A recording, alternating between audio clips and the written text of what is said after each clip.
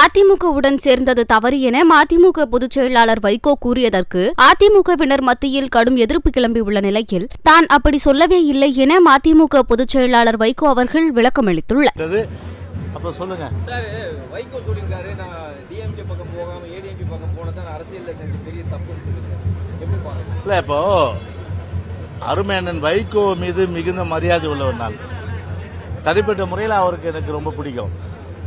ஆனால் அவர் ஒன்றை நினைத்து பார்க்கிறோம். அதாவது ஒரு நன்றி மறப்பது நன்றன்று, நன்றல்ல தந்தை மறப்பது நன்று சொல்லுவாங்க. நன்றி மறக்கக்கூடாது.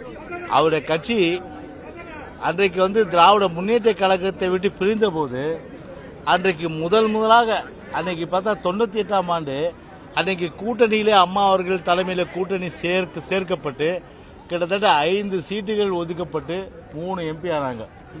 அதுக்கு முன்னாடி எம்பி யாராவது ஆயிருக்காங்களா? கிடையாது.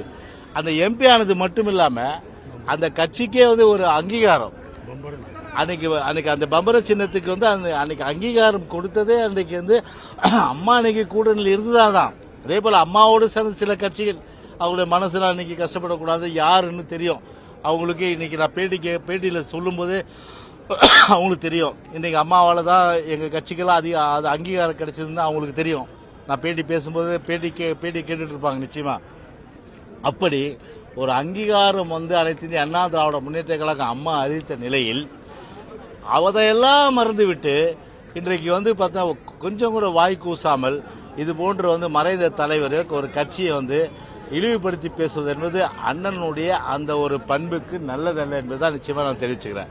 சரி, திமுகவை பத்தி நீங்க போற்றி புகழ்ந்துங்க, எங்களுக்கு மாறுபட்ட கருத்து இல்ல. திமுக பத்தி என்னென்ன சொன்னீங்க நீங்க? அதாவது நீங்க சொல்லாத வார்த்தை கிடையாது. அன்றைக்கு திமுகவிலிருந்து மதிமுக பிரிந்த போது அன்றைக்கு மதிமுக தொண்டர்கள் கடுமையாக தாக்கப்பட்ட நிலையில அன்னைக்கு அண்ணன் வைகோ ஒரு வார்த்தை சொன்னார், எங்கள் தொண்டர்கள் மீது கை வைத்தால் உங்கள் வீட்டில் உள்ள பெண்கள் எல்லாம் வெள்ளைச்சேலை கட்டி கொள்ளக்கூடிய ஒரு நிலைமை இருக்குன்னு சொன்னாரா இல்லையா? அப்படியெல்லாம் சொல்லிவிட்டு இன்னைக்கு திமுகவை ஏதோ எதிர்பார்ப்புக்காக எங்களை குறை சொல்வதை விட்டுவிட்டு எதிர்பார்ப்பதை எதிர்பார்த்ததை நிறைவேற்றி அதன் மூலம் நீங்கள் லாபம் அடையுங்கள், எங்களுக்கு மாறுபட்ட கருத்தில்லை. ஆனால் அதற்காக உங்களுக்கு அங்கீகாரம் கொடுத்த எங்களை எல்லாம் வசைப்படாதீர்கள், நன்றி மறவாதீர்கள் என்றுதான் நான் அண்ணன் வைகோ அவர்களை அன்போடு கேட்டுக்கொள்கின்றேன்.